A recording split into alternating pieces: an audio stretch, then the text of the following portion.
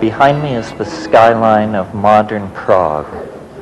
In the 16th century, this city became an alchemical center and figured in one of the most interesting episodes in the evolution of European thought.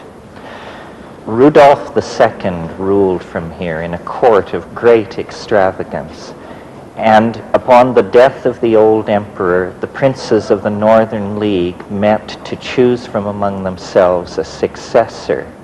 Their choice was Frederick the Elector Palatine, who held court at Heidelberg. Frederick was all that a young prince of the Northern League could hope to be, surrounded by brilliant courtiers, married to a daughter of the King of England. He represented the alchemical hopes of Catholic Europe. And in the fall of 1619, having been recently chosen emperor, he moved his court from Heidelberg to Prague, bringing with him some of the most brilliant occult minds of the era, Johannes Andrei, Count Michael Meyer, the alchemical printer Theodor de Bry. But the reign of the Winter King and Queen, as this incident is called, was not to last. But the alchemical fantasies of Frederick the Elector Palatine of Bohemia and his queen were destined to fail. For by the early spring of 1620, a local bishop had raised an army and had been joined by Habsburg troops who laid siege to Prague. And that siege, after a number of weeks, succeeded.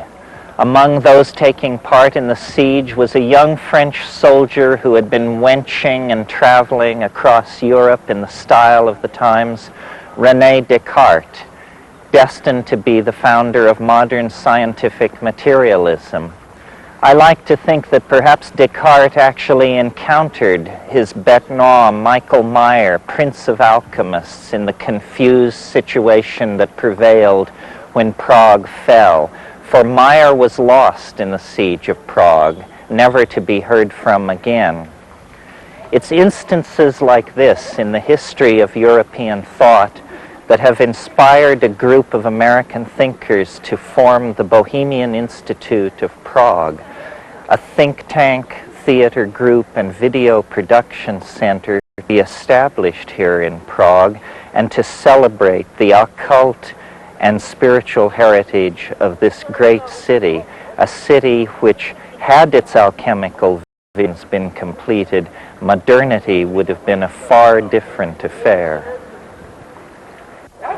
Alchemy is an ancient art, one of the magical arts associated with dyeing and the gilding of metals and tracing its origins back to ancient Egypt. But its modern culmination is here in the city of Prague, where in the 16th century, under the patronage of the Emperor Rudolf, the great alchemists of Europe gathered and pursued their art. Including Kepler. Alchemy is more than a technique for the conversion of base metals into gold. It is the culminating metaphor in the search for a union of spirit and matter. And whether or not this union was ever achieved is as mysterious as much of the rest of this ancient city.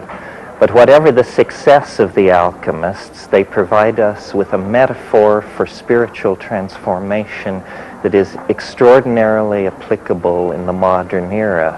It was for this reason that the Swiss psychologist Carl Jung made alchemical motifs as important a part of his theory of the unconscious as the contents of dreams or folklore. You see, before modern science, the separation between observer and observed was more naively understood than in our own world. And the alchemist, staring into the swirling content of his retorts and his alembics, was seeing in his own imagination not the processes of natural chemistry, but an intermingling of psychological processes and material processes in a domain of epistemic confusion that we have grown distant from. Nevertheless, the legacy of our own science is one of pollution of the earth, toxification of the oceans. Something has been lost from the Western vision of nature by the exclusion of the notion of spirit. And it's fitting that in an effort to recapture that lost something, we return to Prague, the center of European occult thinking and a beacon to any future thinking on these matters.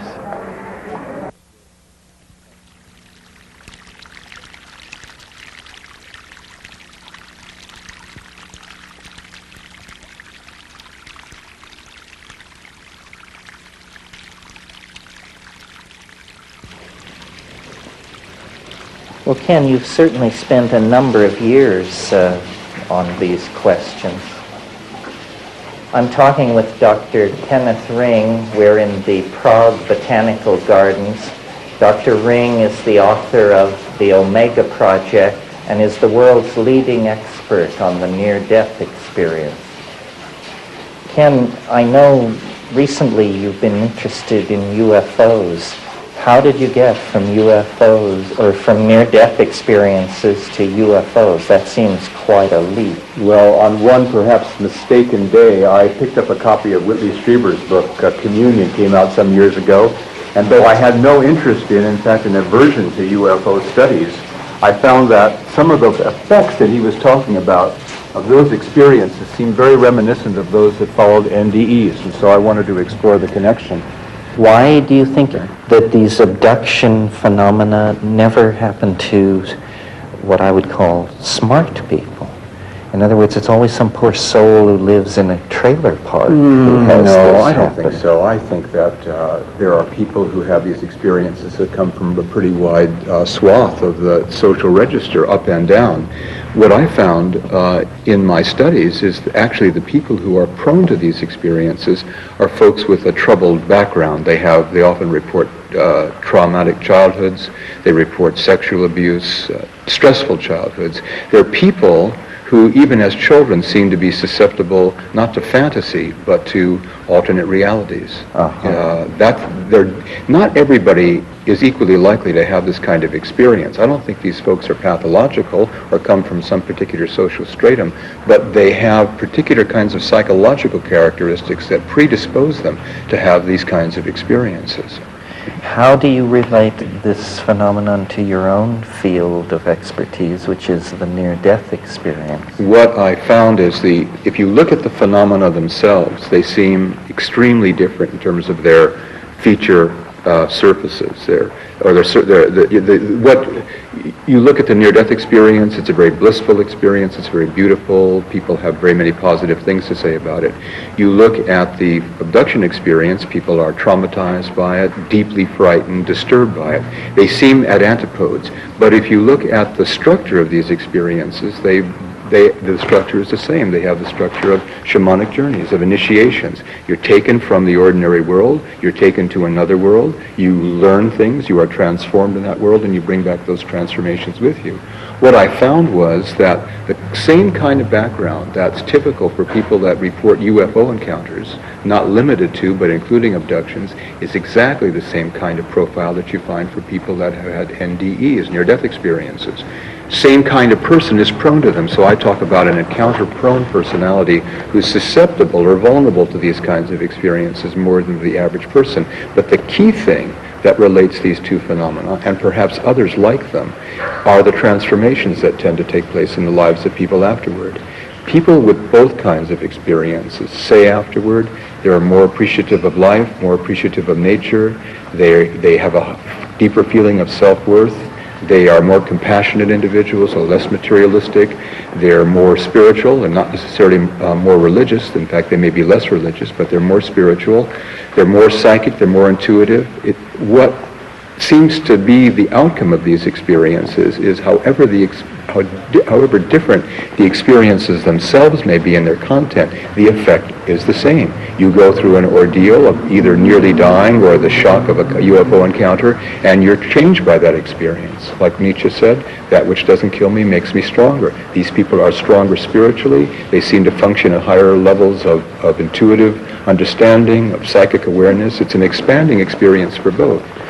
Well, it's interesting that the personality profile is the same, but in one case the reaction is positive, the other negative. Do people have near-death experiences without coming near to death? Sure, there are lots of ways, and I think the near-death experience is misleading because it implies there's something unique that happens at the point of physical death or when people enter clinical death, and that's not true. There are many different pathways that lead to essentially the same experiences without having to throw yourself under the tires of the nearest oncoming truck. Many different ways to get into this kind of experience. So relate it a little bit to the psychedelic experience. I'd be happy to. I think that I've talked with a lot of people, I'm sure you've talked to many more, who have had high-dose LSD sessions or other kinds of psychedelic sessions who have told me, in effect, well, I never came close to death, but I know exactly what you mean when you talk about a near-death experience because I've had the same thing. The out-of-body experience, the feeling of moving into a beautiful, radiant, illuminated space, the sense of being flooded with total universal knowledge, of being transformed in the instant and bringing that transformation back. To me, it's like the light or spiritual reality or whatever this thing may be called is available all the time. There are just different access routes to it. The psychedelic is clearly one aspect, one route that leads to that destination. The near-death experience is another. People on a spiritual path and deeply committed to it could have the same kind of revelation, the same kinds of insights. So I think that, it's a question of equifinality, many different pathways leading to the same destination and the same transformative effects. That's what I think is important about those experiences. Well, now we've had psychedelic experiences and near-death experiences presumably for millennia. Is this abduction thing new? Or are we just getting the old stuff repackaged in a funny way? Well, I think that it's related to things that have always happened to humankind. Interaction with the invisible world of spirits. Your phrase, I think, was sylphs of the air, the elementals, the fairies. Folklore, I think, is certainly related to this particular phenomenon. However, even among folklorists like Eddie Bullard, for example, who's the one who's looked into this most closely from the standpoint of the UFO abduction phenomenon, there seem to be aspects of this experience that make it unique unto itself, that make it similar to the folkloric experiences of former times, and yet it's in a kind of technological gloss. I think maybe because the alien is kind of the mythic archetype of our time, it's not fashionable to see angels and spirits and demons anymore, but the myth of the extraterrestrial is everywhere you look. And so I think in a way, this particular kind of archetype has been clothed in the imagery and the kind of space-age technology and talk and so on that's characteristic of our own time. So I think there's something unique to it and something that relates to, the folkloric experiences of former times too. Because contact between the invisible world and the physical world, that's probably as old as man is old. But you're essentially, it sounds as though you're fundamentally a psychologist in that you don't take this at face value. No. I don't take these as literal experiences of an incursion into physical space-time reality of little beings from other places that have come to do nasty things to people. That, oddly enough, it seems odd to me, seems to be the dominant view of American ufologists. I'm not a ufologist, as you say, I'm a psychologist. In Europe, I think the interpretation is quite different. I don't take these experiences literal, but I take them as real within an alternate reality, within what Henri Corbin calls an imaginal realm. They're real enough, people, for example, people who have near-death experiences will say things like, this experience was more real to me than you and I sitting here talking about it is real. It's more real than life itself. There is a reality to these experiences, but I think it's a profound mistake to think it's the same thing as space-time ordinary sensory world reality. So what you're saying is that these are symbolic constructs. Yes. There's a symbolic aspect to them. And I think the important thing, I think there are two attitudes toward the UFO question. It's a mystery, but there are two types of mysteries. There are mysteries like in detective stories that beg for some kind of solution, and you only feel satisfaction when the solution at the end is revealed and all the reasons given. Then there are mysteries that are meant to be explored, to be savors, yes, true mysteries. And these mysteries beg for exploration, not for explanation, if I can put it that way. And the UFO seems to me, the UFO phenomenon is the second category of mystery. That's why I personally, and perhaps temperamentally, I'm opposed to the idea of trying to package it as though it were something as simple as other beings, however amazing that would be in itself, other beings coming from other places in the galaxy to invade or to have some contact with human affairs. I think the mystery is likely to be much more profound than that. And another thing, if I may say, that I think hooks together the near-death experience with the UFO experience, whatever its basis may be, is when people come out of these experiences and have worked it through, they come to have a worldview that is very similar to one another and is very similar to what's being talked about all the time at this conference, and that's an ecological worldview. The heightening of ecological sensitivity, the increase of concern with the welfare of the planet is one thing that unites these two people, even though they have these very disparate experiences. What they say about what they've learned from these experiences, what the meaning of these experiences for them is, that the fate of the Earth is in our hands and we better wake up to do something about it very quick. So I see these experiences perhaps being orchestrated by, I think this is similar to your view, perhaps a planetary mind, an overmind, a mind at large, which is in some sense the expression of our deepest yearnings and perhaps our deepest fears that are feeding back these kinds of experiences in the form of kind of archetypal experiences, archetypal images, so as to impress people who might not otherwise be impressed to take the kind of action necessary to correct the direction in which the Earth is heading. So it's a kind of confoundment. Its purpose is to be inexplicable. Exactly. That's exactly how I conclude my book. I say the point of these experiences is to be baffled by them, almost as though they're a kind of a koan that we're not meant to solve, but we're meant to kind of chew over until our rational mind cracks and we begin to think in entirely new ways and hopefully act in entirely new ways. So it's a way of keeping us from closure. Exactly. It's kind of a sort of a deconstruction phenomenon, you could even say. It's saying to us the world is not so simple as you might choose to suppose. Exactly so.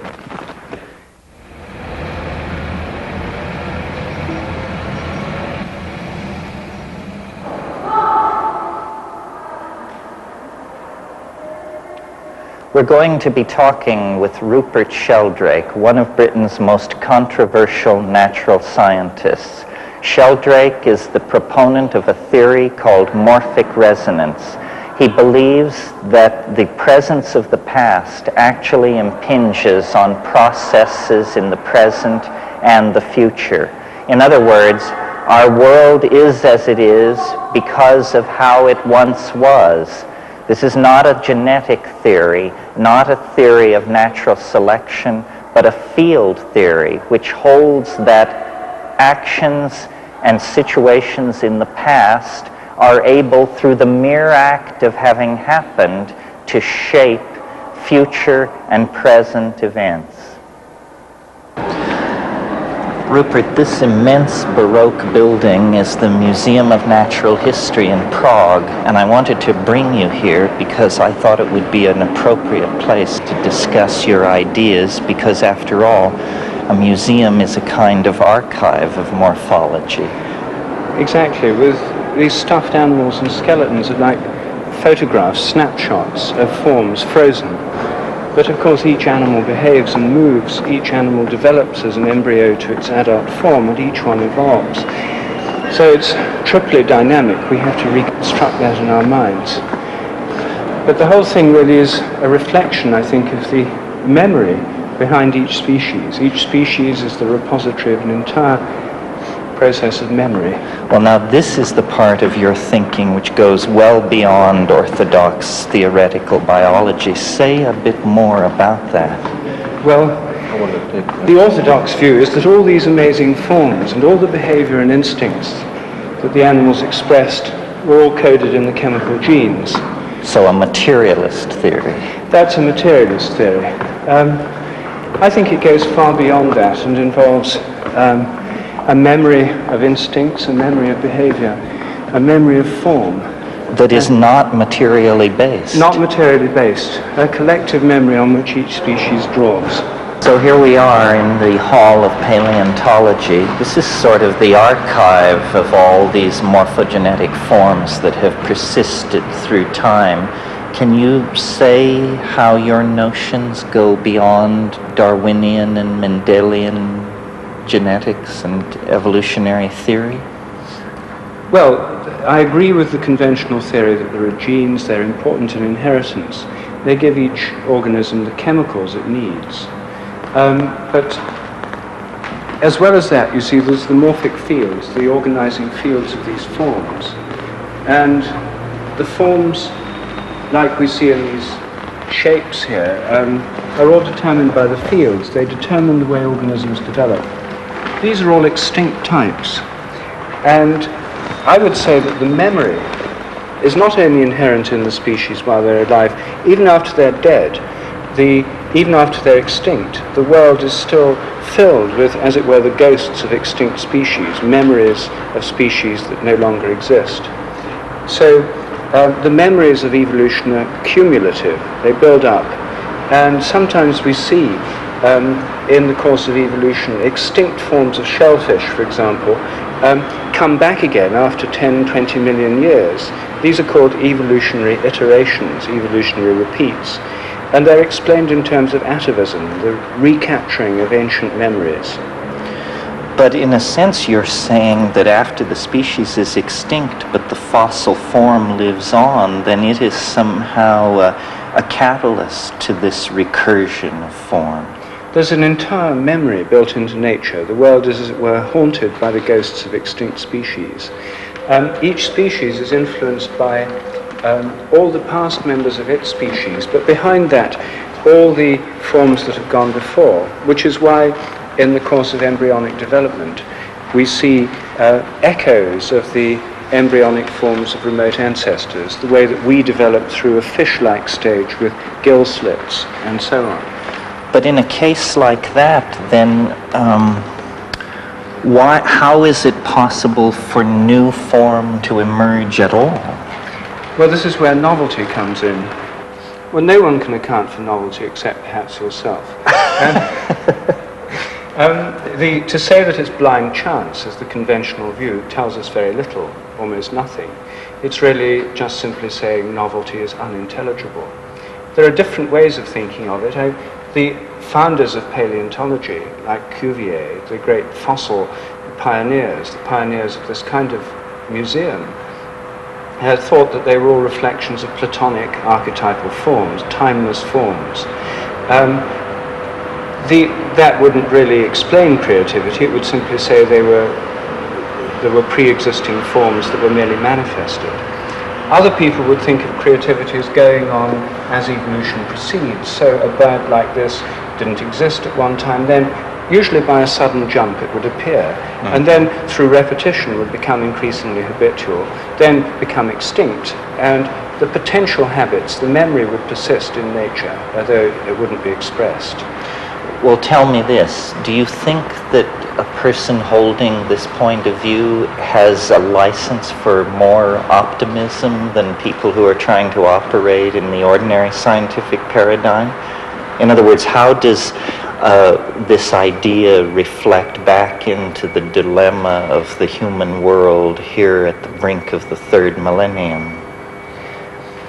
Well, several ways. Firstly, this theory leaves the nature of creativity open. It may be blind chance, but it could be anything else as well.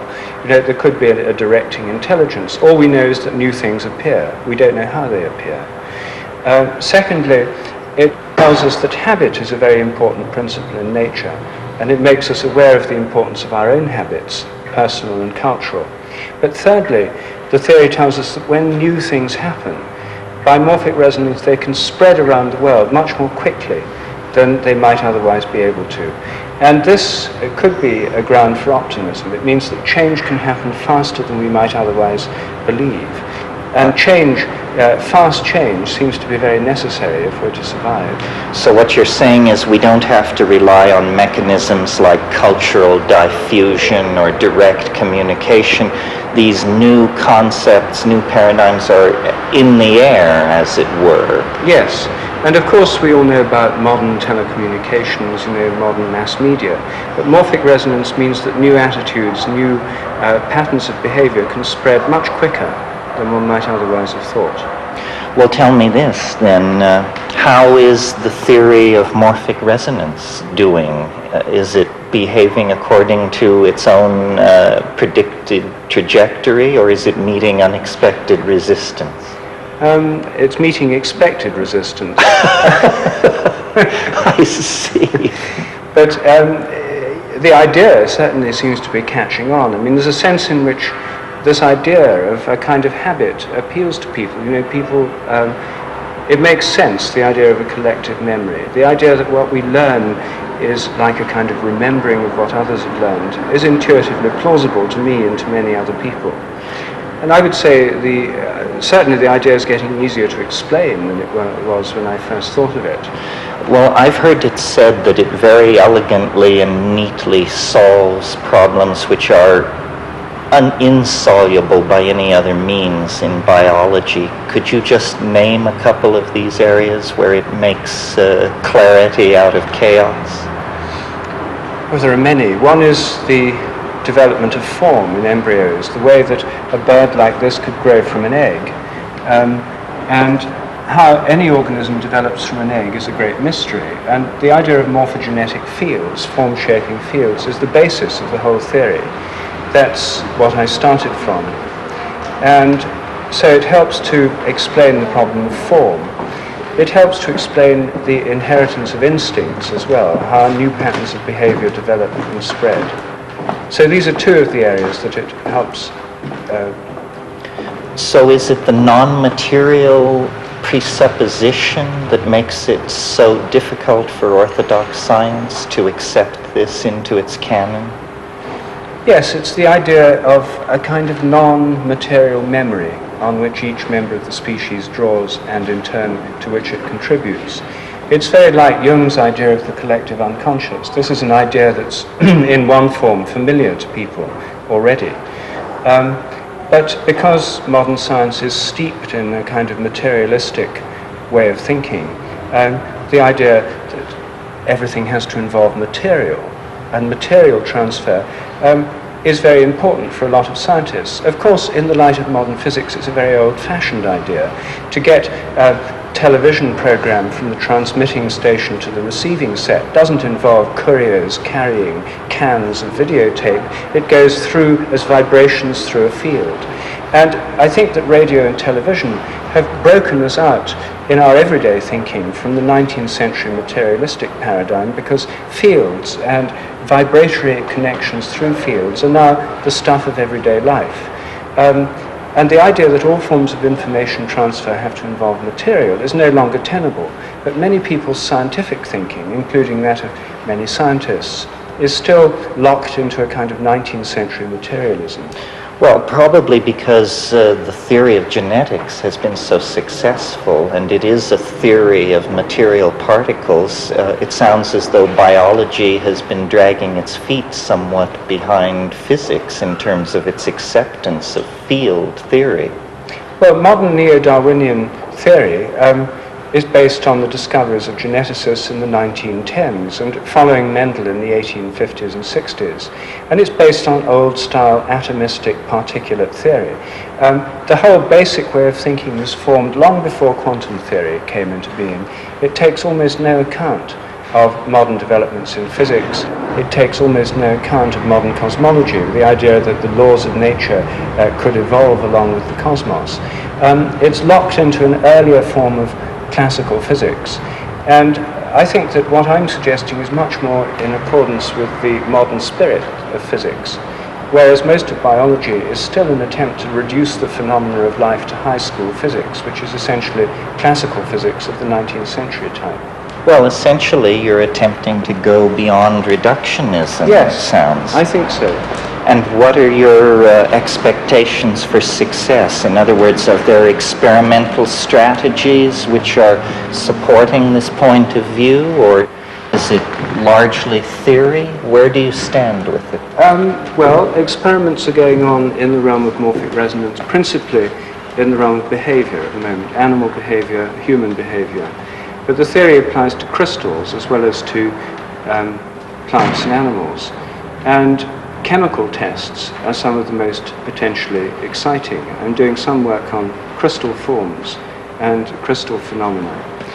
The main experiments there in the human realm, so far they've been very encouraging. They suggest that people can learn more quickly what others have already learned. And that's also the area where the theory could be most immediately applied, for example, in education. Well, the theory seems to imply that its own correctness depends largely on its being heard and repeated. Well, the theory implies that the more it's heard and repeated, the easier it will be for people to get to grasp the theory, to understand it. Yes, that's true. And so it seems to be. So it seems to be. So it seems to be.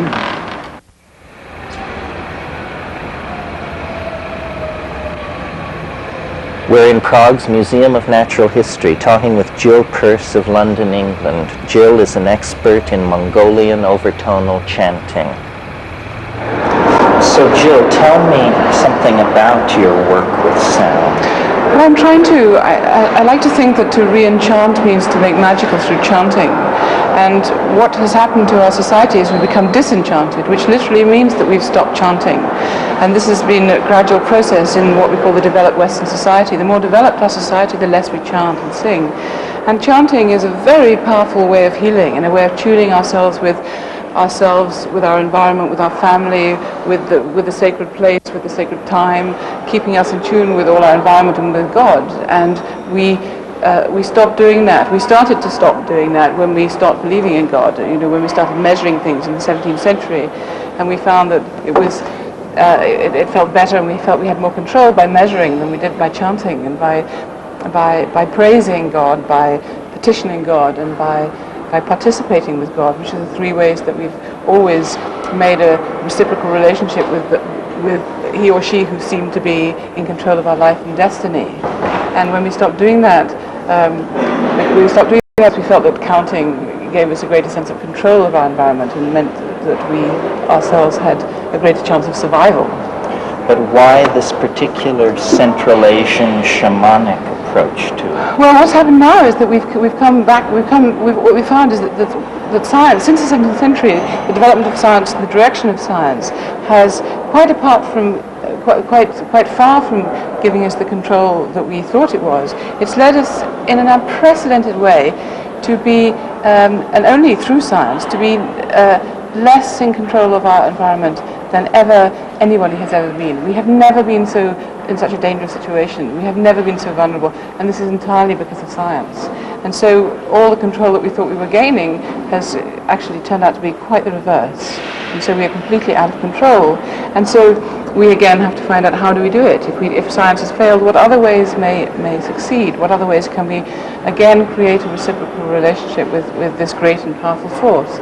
And so we have to look at the old traditions, and do we go back to being good Christians, good Hindus, good Muslims, or good Jews, or do we try and, if we're a Hindu, become a Muslim, if we're a Buddhist, become a Christian, if we're a Christian, or do we try and reinvent it all? Or the problem really is, what song do we sing?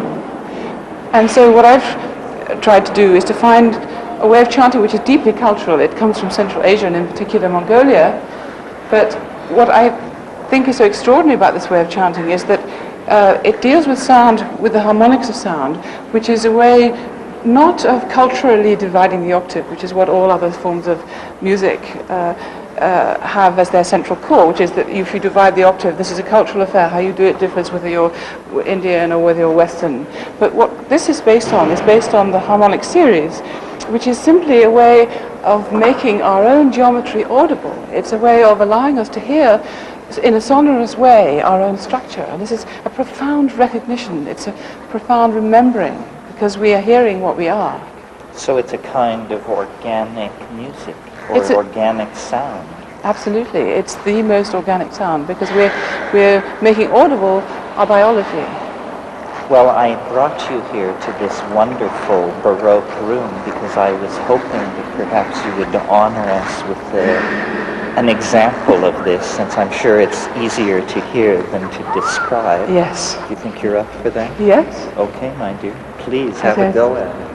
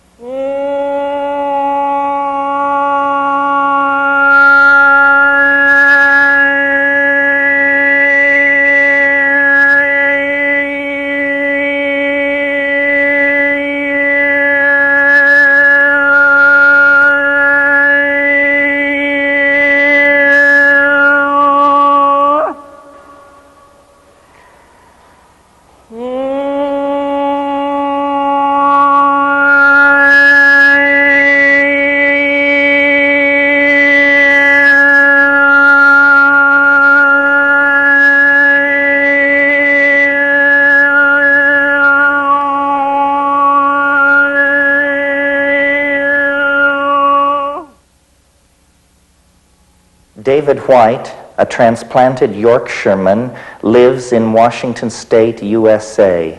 He is a published poet and a performer of his own poetry and the poetry of others. His work reflects a special sensitivity to the ecological crisis and the problem of a burgeoning planetary population.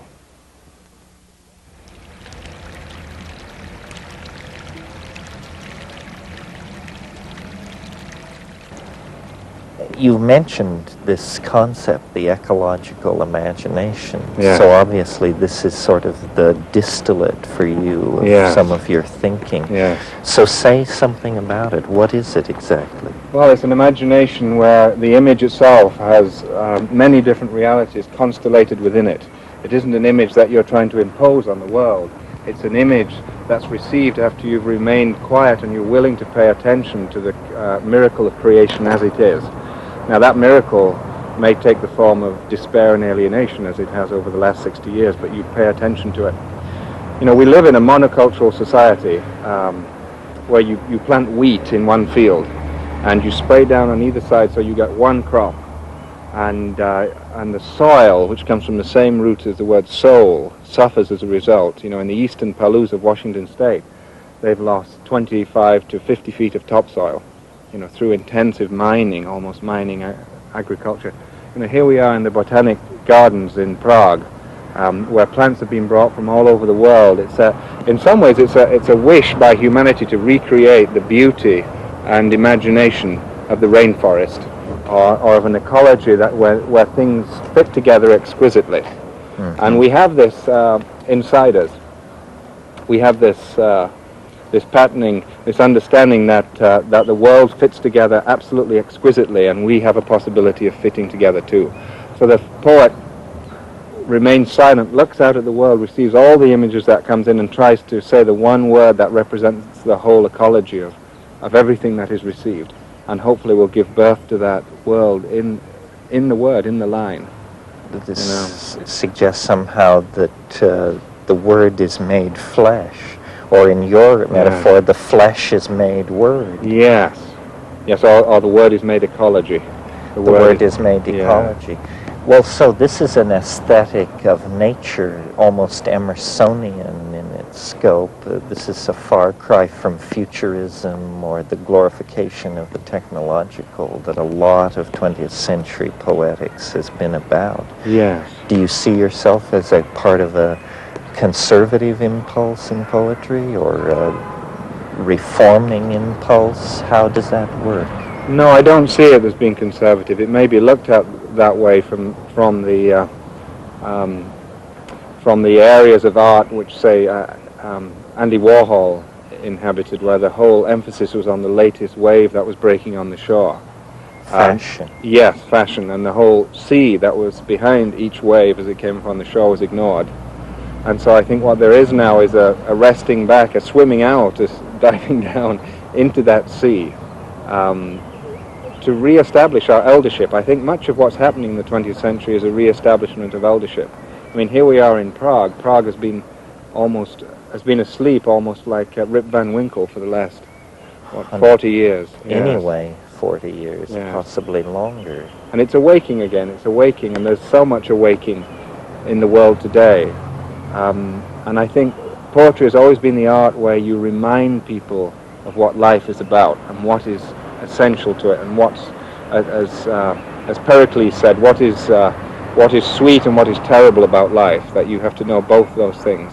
And the poet ignores neither. So hopefully it's not the kind of conservatism where you're trying to go back to some Edenic, Rousseauistic past where everyone can gather under one oak tree and discuss the problems of the village. That's never going to happen. But the poet he does not hide, or she does not hide the beauty of life, and does not hide the alienation. You know, this century we've had tremendous emphasis on looking into the cracked mirror of alienation and saying, look at where we are. I mean, Eliot's The Wasteland was all about that. But there's another side to it too. You can only do that for so long, otherwise you have no more impetus to go on. That there has to be, let's go here. Yeah. There has to be some kind of healing. There can only be so much of this existential angst and well, you see, Sartre, he came up to a tree, you said, and he put his finger on the tree and he said, life is absurd because I cannot understand that tree. I cannot get my soul into that tree. Well, the Zen patriarchs have been talking about this for 1,500 years. And you weren't supposed to get your consciousness into the tree. You are supposed to pay such tremendous attention to the tree that it came to find you. yes, in the end, Sartre yeah. said nature is mute, which Yeah. is to me one of the most amazing statements any 20th century philosopher has made in terms of defining alienation. I think that would have to be it. Well, I don't think the French have been very successful with their philosophers over the last 350 years. If I was to make a prejudiced statement. They're welded to materialism. Well, so at this conference, there's been a lot of talk about hope. Where do the poets come down? Are you singing a funeral dirge for a world passing away, or is this the bright birth of the new young prince? Well, hopefully, hopefully neither in some ways, because you simply have to speak life as it is. So at this time we're speaking tremendous change. We're speaking the stakes are very high. You can fail in life. An individual human being can fail in life. A species can fail in life. I mean, in some ways we always live out our destiny, no matter what we do. It just depends what level you want to live out that destiny. Do you want to live out your destiny on the level of frustration? Because you can do that. Or do you want to step further and deeper into it? So poetry always says the stakes are very high. And it relies on the fact that life itself is magnificent. You speak about the magnificence of life, not in a Pollyannish sense, or in a sense in which you're going to ignore all the difficulties and terrible beauties of life, but in the sense that it's magnificent because you can fail at it. And we as a species can fail. So the hope of the poet is that you can speak to the magnificence of life such that people will be reminded that life is magnificent and you can fail at it, and the stakes are very, very high, the stakes of your life. So that's almost a bardic manifesto. Well, do you feel moved to speak some poetry? We'll move from talking about poetry to speaking poetry. Yes, well, we spoke about the tree earlier and having the world come and find you, and I'm reminded of a very simple poem, but this is a very powerful poem for me. It's a teaching story, actually, out of the Northwest Indian tradition, where the story is there to tell a young boy or girl what to do when they're lost in the forest, or to answer the question. You know, when the young boy or girl asks the question, what do I do when I'm lost in the forest? The elder tells this story. It's been rendered into marvelous modern English by David Wagoner, who has the chair of poetry at the University of Washington in the Northwest United States. And it's a very simple poem called Lost. And here it says, take the burden off your shoulders, basically, the story. And he says, the young boy or girl says to the elder, what do I do when I'm lost in the forest? And the elder says, stand still. The trees ahead and bushes beside you are not lost. Stand still. The trees ahead and bushes beside you are not lost. Wherever you are is called here. And you must treat it as a powerful stranger, must ask permission to know it and be known. Listen, listen. The forest breathes. It whispers, I have made this place around you. If you leave it, you may come back again saying, here. Saying here. If you leave it, you may come back again saying, here. No two trees are the same to raven. No two branches are the same to wren. If what a tree or a branch does is lost on you, then you are surely lost. If what a tree or a branch does is lost on you, then you are surely lost. Stand still. The forest knows where you are. You must let it find you.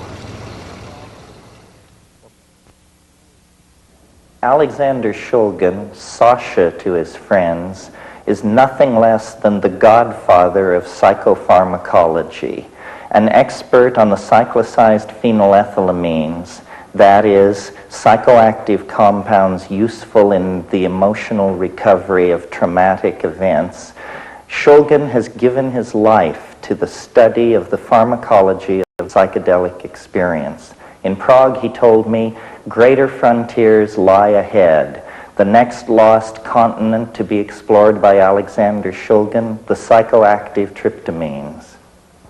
Sasha suggested that I join him for a stroll among the graves of the cemetery of the Jewish ghetto of Prague, Europe's oldest ghetto. There, walking among the stones, we reminisced and speculated about the history and the future of psychopharmacology. What do you make of your Russian colleagues here? I'm fascinated by what he's doing, and I'm intrigued by his ability to get out what he is doing into the West, because the status of a physician in Russia is not what we have come to respect in the West. You're talking about Yevgeny Krupinski. Yes. Mm-hmm. I imagine you don't view ketamine with... Well, how do you view ketamine? It's an anesthetic, and it's a dissociative thing, and it puts me out of body. It's very dissociative. It puts me out of mind. You're away, and I, frankly, with a full bladder, like being here. And you suddenly realize that someone has a full bladder, and at only one intellectual level you realize it's you. Yes. No, it's so seriously disassociated me that I felt it was a great victory when I finally realized that this was a drug. For a long time I couldn't figure out what it was or who was even asking the question. They kept calling it vitamin K, which is a fascinating euphemism for allowing it to have some semblance of a food additive for a dietary supplement. But well, I had the interesting pleasure of being back at a big company in the East the day they had bought the rights to distribute ketamine. And I informed them, you do realize that ketamine is being made by Park Davis and shipped off to Mexico, and it's imported in liter bottles, all with a percentage of preservative, and it comes right back into California in the trunk of the car. And they were shocked. They did not know there was any abuse whatsoever. Never could have conceived of human abuse. About 20 years ago, there's a class of compounds called quincuclidines. And for about 3 or 4 years, I just noticed that there's no publishing in the Russian literature whatsoever on the area of quincuclidines. Then all of a sudden, the Russian literature started publishing. And then we went into a sort of a gap. And then quincuclidine benzylate, which is one of the most potent of the anticholinergics was suddenly revealed that the Russians were working on it as a chemical warfare agent, and then we were working on it as a defense against their chemical warfare agent. And it's active 10, 20 micrograms. 10, 20 micrograms. It makes you really wonky. It's like atropine. Delusion, confusion. But they design these fantastic bombs that they can explode and send out millions of little hypodermic needles.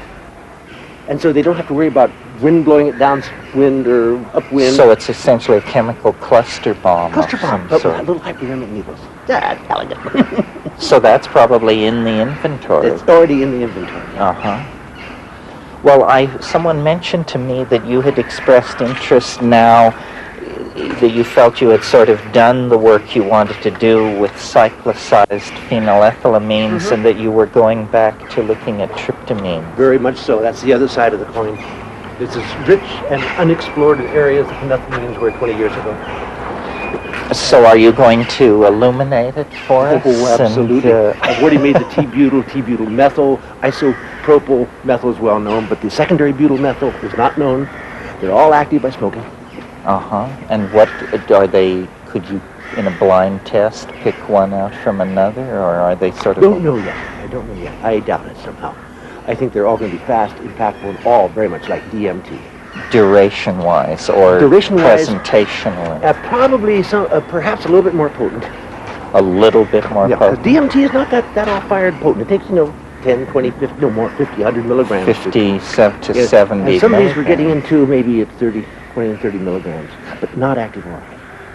You have to get up to a certain degree of shrubbery on the nitrogen to get oil activity. And how many of these compounds do you imagine there are that are At simple casually variants? you can make 30, 40, 50. Why do you suppose it is that this fast-acting, easily manufactured, spectacular hallucinogen is so rarely met in the underground? I don't know. I've heard that it's there in some quantity. I heard about a seizure in Boston, I believe it was of ayahuasca. And they seized it on the basis that it contained DMT. Right, that was the Santo Daime people from Brazil. But, we live in a society where people jump out of airplanes and hang by bungee cords over bridges. And DMT, which is always described as an easy synthesis, It is extremely easy. is just not there. It violates one of these economic laws, basic laws, Gresham or Graham or somebody. Something that I've always wanted to ask you, which is, unlike me, you seem remarkably resistant to what I call the implications. I mean, how can you just do these things over and over again and not be nutty as a fruitcake? So? Well, are you? I think I relaxed in the event. But unlike me, you don't feel the need to rave about that aspect of it. Not particularly. I'd rather quietly stay half in the closet and continue doing what I'm doing. But you've probably seen more uncharted internal landscape than half of mankind put together. I mean, that would not be an immodest claim. They're a little bit charted now. Well, a very little bit. Very little, that's right. But the seeds are there to be used by anyone else. That's the reason for the book, just to get it all working into a documented form. But it always puzzles me. I mean, I think Hoffman and Wasson, and certainly to some degree Schultes, to some degree you, everybody says, well, I'm just a humble botanist, or I'm just a hard-working workbench chemist. Nobody wants to actually say, this must be very, very important. Because it's so uniquely beyond ordinary expectation. Yes, but the importance is going to take a long time to realize. What you can't build without the tools, and you have to have the tools, and these are the tools that allow the building to be done. I'm not a builder. I'm a tool maker. And that's probably one of the reasons I have not described a lot of landscapes. Others see them differently.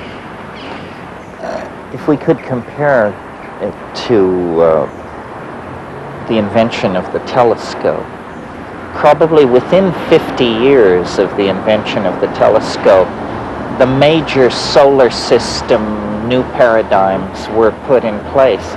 This seems very elusive.